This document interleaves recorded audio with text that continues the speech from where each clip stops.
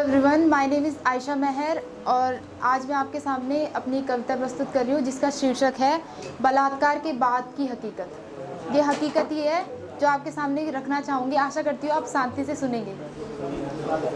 तो कुछ इस प्रकार है कि हर दिन एक नई खबर, नई वहशत सामने आती है। हर दिन एक नई खबर, नई वहशत सामने आती है। हर गली, हर चौराहे में जो नई कहानी लिख जाती है। हर गली, हर चौराहे में जो नई कहानी लिख जाती है। आज फिर माँ हमें एक नई चेतावनी देती जाएगी। आज फिर माँ हमें एक नई चेतावनी देती जाएगी। पापा हमको काबिल बनने की एक नई सीख देते जाएंगे। होता है ना, जब बाहर कहीं रेप होता है तो सिर्फ उस लड़की के साथ रेप नहीं होता है, उसके साथ साथ जो और भी लड़कियां होती है तो उनके घर से बाहर जाना, रात को बाहर न निकलना, शाम को इतनी टाइम पे घर आना और बहुत सारी पाबंदियाँ। आज फिर माँ हमें एक नई चेतावनी देती जाएगी। पापा हमको काबिल बनने की एक नई सीख देते जाएंगे। हर घर में एक नया नियम निकाला जाएगा। हर घर में एक नया नियम निकाला जाएगा और घर बैठे टिप्पणियों की नई सभा बैठी जाएगी। और घर बैठे टिप्पणियों की नई सभा बैठी जाएगी जिसमें समाधान नहीं सिर्फ समस्याओं का जिक्र किया जाएगा। होगा ना कि अरे उस लड़की के साथ रेप हो गया, अरे ये हो गया, सब इस चीज़ पे ध्यान देंगे और कोई इस चीज़ पे नहीं देखेगा कि उसका कॉज क्या है, उसकी रूट, उसकी जड़ क्या है, कि क्यों हुआ ये सब। घर बैठे टिप्पणियों की नई सभा बैठी जाएगी जिसमें समाधान नहीं सिर्फ समस्याओं का जिक्र किया जाएगा। टीवी पर हर रोज़ टीआरपी बटोरने को हर चैनल की एक नई होड़ लगी होगी। टीवी पर टीआरपी बटोरने को हर चैनल की एक नई होड़ लगी होगी। अभी रिसेंटली आपने देखा होगा ये राबिया का केस है, तो उसमें देखिए मीडिया ने, किसी ने कवर इतना किया नहीं है उसको। कितनी ब्रूटली तरीके से, मतलब होता नहीं है कि एक रेप नहीं करते, उसके बॉडी के पार्ट्स को भी इतनी गंदी तरीके से कर देते कि वो इंसान, होता नहीं है कि इतनी गंदी मौत तो किसी को भी नहीं मिलती। उसने तो कुछ भी नहीं किया था। टीवी पर हर रोज़ टीआरपी बटोरने को हर चैनल की एक नई होड़ लगी होगी। नेताजी उस वक्त केवल संवेदना की भावना जताते फिरेंगे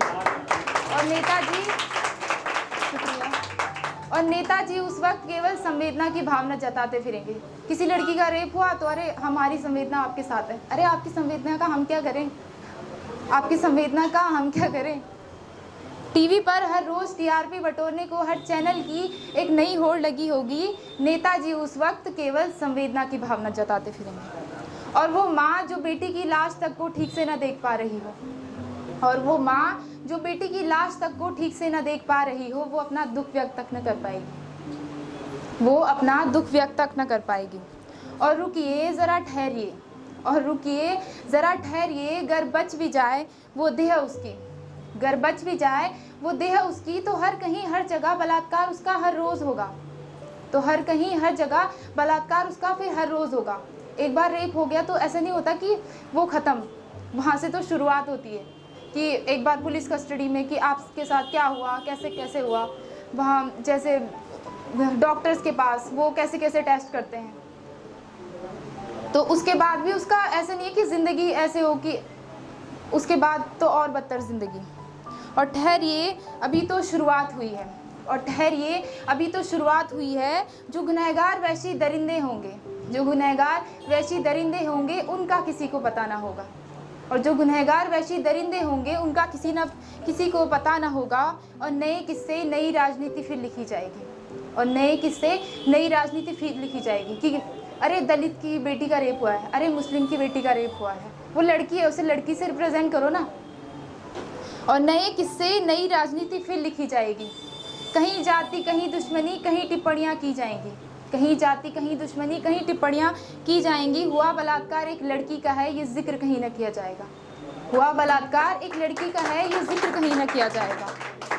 और चरित्र पर भी उसके ही उंगलियां उठाई जाएंगी। बोलेंगे कि अरे शाम को बाहर निकली क्यों, इस टाइम पे लड़कियों का बाहर जाना क्या अलाउड है, अगर ऐसी जाएगी तो यही होगा ना उसके साथ। ऐसी टिप्पणियाँ आएंगी और चरित्र पर भी उंगलियां उसी के उठाई जाएंगी। ये तो वह मामले आते सामने जो सिर्फ इस झूठे पर्दे पर दिखाए जाते हैं। झूठा पर्दा ही तो है एक तरह से। ये तो वह मामले आते सामने जो सिर्फ इस झूठे पर्दे पर दिखाए जाते। ज़रा रुकिए, यहाँ हर रोज़ बलात्कार किए जाते, जिनकी कोई गिनती नहीं है। हर रोज़ हज़ारों नई बलि चढ़ी जाती, हर रोज़ हज़ारों नई बलि चढ़ी जाती, जिनकी आवाज़ गुमनाम अंधेरों में गुम होकर ही रह जाती। हर रोज़ हज़ारों नई बलि चढ़ी जाती, जिनकी आवाज़ गुमनाम अंधेरों में गुम होकर ही रह जाती।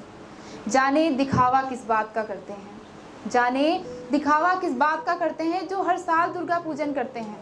जाने दिखावा किस बात का करते हैं, हर साल दुर्गा पूजन करते हैं। अपने बुरे कर्मों का जिसमें उसी स्त्री से माफ़ी मांगते हैं। शायद इसीलिए दुर्गा पूजन करते हैं, मुझे लग रहा है कि साल भर वो करो और फिर माफ़ी मांगो उनसे।